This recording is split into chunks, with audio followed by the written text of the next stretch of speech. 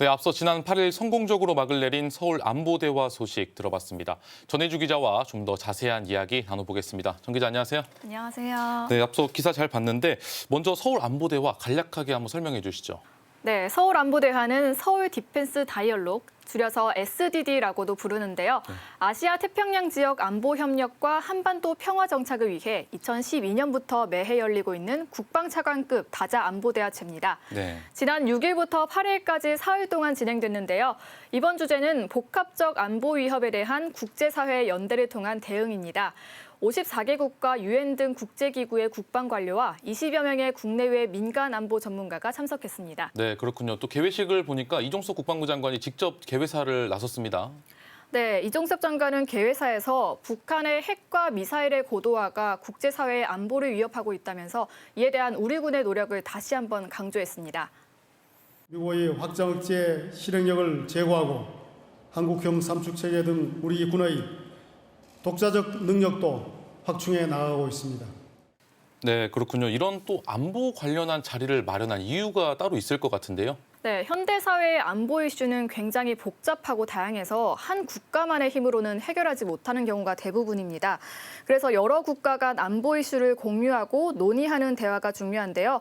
국제 안보에 대해 직접 만나 대화하고 정보를 공유하는 데 의의가 있습니다. 네, 또 이번 안보대화에서 3개의 본회의와 4개의 특별 세션으로 구성이 됐다고 들었습니다. 어떤 논의가 오갔습니까? 네, 먼저 첫 회의에서는 북한의 완전한 비핵화를 다뤘습니다. 우리나라를 포함해 북대서양 조약기구, 유럽연합 등 국방관료와 전문가가 참여했는데요.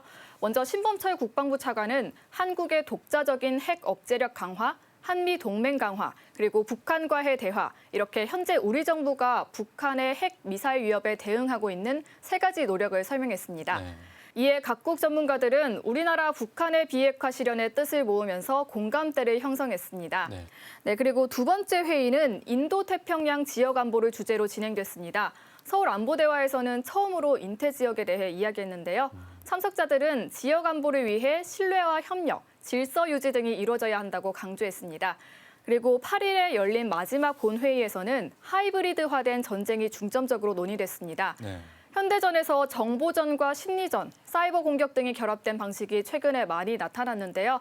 이러한 하이브리드화된 위협에 대한 대응이 중요해진 만큼 열띤 논의가 오갔습니다. 네, 특별 세션에서는 또 어떤 이야기가 오갔는지도 한번 설명 부탁드립니다. 네, 특별 세션은 4가지 주제로 진행됐는데요. 특히 유엔 평화 유지 활동, 즉 PKO 활동의 환경 개선을 위한 국제사회 협력 방안 논의가 주목받았습니다.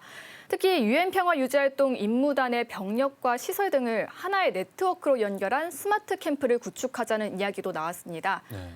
올해 주제가 복합적 안보 위협에 대한 대응인 만큼 다양한 주제가 다뤄졌는데요. 이에 대한 국제사회의 연대를 재확인하는 자리였습니다. 그렇군요. 지금까지 전혜주 기자와 함께했습니다. 전 기자 오늘 말씀 감사합니다. 감사합니다.